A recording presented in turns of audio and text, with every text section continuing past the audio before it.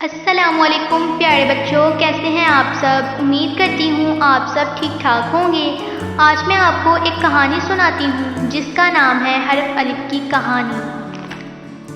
سورج طلوع ہو چکا تھا اور کھلے ہوئے پھول بہت خوبصورت لگ رہے تھے، لیکن الف ابھی تک اپنے کمرے میں سو رہا تھا کیونکہ وہ اکثر صبح کو لیٹ اٹھتا تھا۔ حسب معمول آج بھی وہ اپنے کمرے سے لیٹ باہر نکلا۔ الف اٹھا، اس نے منہ ہاتھ دھوئے اور اسکول جانے کی تیاری کرنے لگا۔ اس نے اپنی الماری کھولی۔ الماری میں امی نے سب کچھ ترتیب سے رکھا ہوا تھا۔ اس نے اسکول کی وردی پہنی اور اپنے کپڑے الماری میں رکھنے کی بجائے کمرے میں بکھیر دیے اور ناشتہ کرنے امی کے پاس چلا گیا۔ امی نے کہا جلدی سے ناشتہ کر لو کیونکہ اسکول سے دیر ہو رہی ہے۔ امی نے ناشتے میں اسے دودھ اور انڈا دیا، لیکن اس نے دودھ پینے اور انڈا کھانے سے انکار کر دیا اور بھوکا ہی اسکول چلا گیا کیونکہ اسے دیر ہو رہی تھی اور ویسے بھی وہ دودھ اور انڈا نہیں کھانا چاہتا تھا۔ اسکول میں اس نے گندی چیزیں کھائیں جس کی وجہ سے اس کے پیٹ میں درد ہونے لگا۔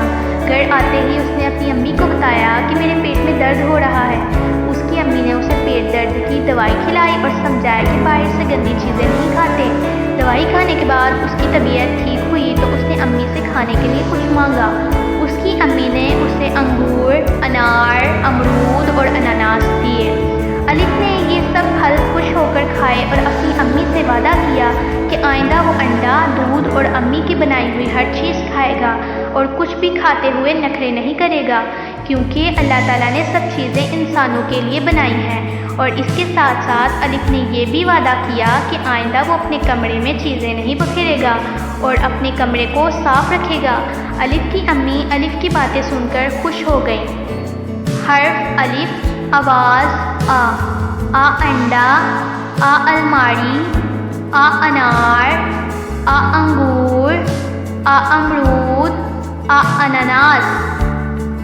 آ انڈا، آ الماری، آ انار، آ انگور، آ امرود، آ اناناس۔